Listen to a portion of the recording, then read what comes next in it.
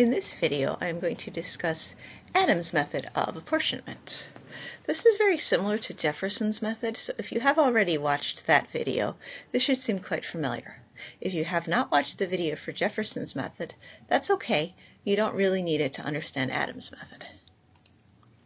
So just to recap, we are talking about apportionment problems, which is a fair division problem where the players are entitled to differing percentages of a set of goods, but must receive a whole number of items. Now, all items in this division are identical and indivisible. Now, vocab here, the standard quota is the number of seats that a state will receive in the apportionment, because the traditional problem here is how to divide up the seats in the House of Representatives in some sort of government.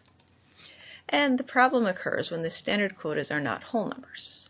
So this is called Adams' method. And he tried to figure out the problem of dealing with the fact that a state cannot receive a fractional seat.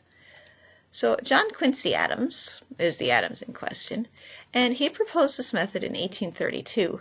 Although it was never actually used, it is still worth looking at. So to use Adams' method, the first thing that we do is we find the standard divisor, which is to take the total population divided by the total number of seats. And then we use the standard divisor to find the standard quota. After we've found the standard quota, we're going to give each state their upper quota. Remember, that's just bumping it up to the next whole number. So if this hands out the total number of seats, then we are done. If not, we're going to find a modified divisor D, use that to find a new standard quota, and then a modified upper quota.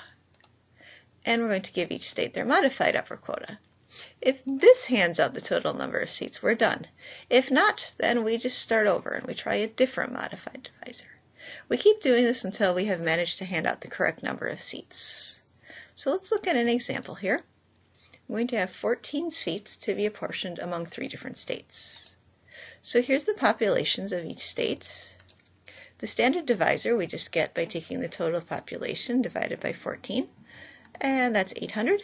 So we're going to get the standard quota by dividing the population by 800. So for state A, that's 7.25. You can round to wherever you feel like because we just need the upper quota, which is 8. Then for state B, once again, we will take the population divided by 800. I get 4.36, which means the upper quota is 5. And for state C, same thing. Take 1910 divided by 800. We get 2.38, and the upper quota is 3. So the standard quotas add to 14 because that's the total number of seats, and the upper quota adds to 16. So that's too many, so this won't work. So, like I said, we handed out 16 seats, but we only have 14, so the standard divisor will not work. Now, since we handed out too many seats, that means that the standard divisor was too small. Since the total was too large, the divisor is too small. It's exactly backwards. So, as I said, D equals 800 is too small, so we need to try a bigger value for D. So, let's try 900. So this time I'm going to go through, divide each population by 900, then find the upper quota, add them up, and hopefully get 14. So here we go. 5,800 divided by 900 is 6.44, upper quota of 7. And for state B, 3,490 divided by 900 is 3.88, upper quota of 4.